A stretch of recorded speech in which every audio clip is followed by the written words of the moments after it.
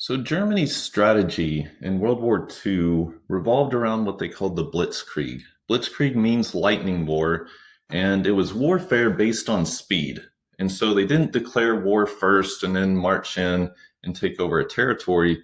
They just swept through these territories with surprising speed, using tanks and troop carriers that were supported by the German aircraft. They quickly swept through many parts of Europe. And these practices were extremely effective in Central Europe. And so in September of 1939, Germany is going to invade Poland. And this officially marked the beginning of World War II. This is where Britain and France finally give up on the hopes of appeasement and they will declare war on Germany. Now, they weren't prepared to fight yet, and so they weren't able to actually send troops to help Poland. Instead, they kind of start fortifying their own defenses in France. And so Germany sweeps through Poland. Within a few weeks, they were able to take Poland, and they keep the western half and they give the eastern half to Russia. That was part of that non-aggression pact that they had signed. They then set their attention on France and very quickly sweep through France as well, and really shocked the rest of the world at how quickly France fell to the Germans. But France, their government at this time was relatively weak. A lot of their military was outdated. And so Germany swept through France relatively quickly as well. And this convinces Italy to join with Hitler. And what it really did was it pretty much left Britain alone now fighting against Germany. A big turning point in the early part of the war was the Battle of Britain. The Battle of Britain was a British victory over the German Air Force. And so the German Air Force, by this time, Germany had taken over a good portion of Europe. They had swept into Norway and Denmark and were trying to weaken Britain through airstrikes so that they could then launch a planned land invasion. And the British Royal Air Force, using radar, which played a big role in this Battle of Britain, are ultimately able to at least hold their own against the German Air Force. And ultimately what it did is it forced Hitler to postpone his planned invasion of Britain. So now that Hitler had gained control of most of Europe, he then set his sights on the Soviet Union. And he's going to invade the Soviet Union in June of 1941, breaking the non-aggression pact, and marches in with about 3.6 million soldiers. And Hitler's plan in all of this was part of his, what he called Lebensraum, which was creating a living space for the German peoples. He wanted to clear out Eastern Europe and open it up to German settlement. And he really wanted to clear out Russia and use that territory, especially for their raw materials. Now, the Blitzkrieg strategies that had worked so well in most of Europe didn't work very well in Russia. And meanwhile, Germany had kind of underestimated the Soviets' industrial capacity. They were actually outproducing Germany. And as Germany did gain territory, because they are able to push the Soviet Union back, the Soviets just kept moving their industries further east and moved them east of the Ural Mountains and kind of protected them. And so even though the Germans made progress, it came at a huge cost, over 800,000 casualties by the time they reached Moscow.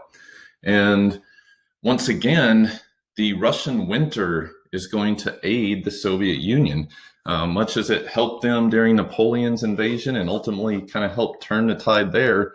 The Russian winter comes in and it catches Germany off guard. They weren't prepared. And so they're able to kind of hold their own with aid from the Russian winter. Meanwhile, when we look at the United States, going into World War II, much like World War I, initially they tried to stay out of it and passed a series of neutrality acts to try to prevent U.S. businesses and banks from selling goods and making loans to other countries at war because they didn't want to get pulled into another foreign war. Well, as the war progresses, the United States begins to alter their neutrality. And instead of completely staying out of it, they then begin to first sell weapons to the Allies, and later they basically just gave them to Britain under the Lend-Lease Act. And the idea was it was better for us to send our weapons and our supplies than have to send our troops. Meanwhile, the United States begins to place an embargo on Japan. Japan had pushed into Manchuria, they invaded China, and in response to that, the US cut off oil exports to Japan. Well, this is really hurting Japan because Japan depended on imports from the United States to continue their expansion in East Asia. And so that's really what angered Japan and led to ultimately Pearl Harbor. Japan was upset with the United States for this embargo, and the United States refused to remove that embargo unless Japan withdrew from China. So that's going to lead us to the surprise attack on Pearl Harbor. Japan's thinking here was that if they could take out the US naval support, it would buy them this window of opportunity. And they were thinking that if they use that window of opportunity to take over most of East Asia as they planned, by the time the US rebuilt, Japan would already have accomplished their goal in East Asia and it would be too late. And so they launched a surprise attack on Pearl Harbor and completely devastate the US Navy. Now, the US Navy was somewhat lucky in that their aircraft carriers happened to be out at sea that day. And so they were spared. But the US battleships and most of our other Navy support were demolished. And so in response to Pearl Harbor, the United States will declare war on Japan. And in response to that, Germany and Italy will declare war on the United States. And that officially brings the United States into World War II. So now Japan had to go on this massive offensive in East Asia because they only had a short window of opportunity here before the US was going to be able to rebuild and begin attacking Japan. And so they do. They sweep through Southeast Asia and the Pacific. What they really needed were resources because since the US had kind of cut off trade with Japan, they were short on oil. And so they take over large portions of Southeast Asia and the Pacific.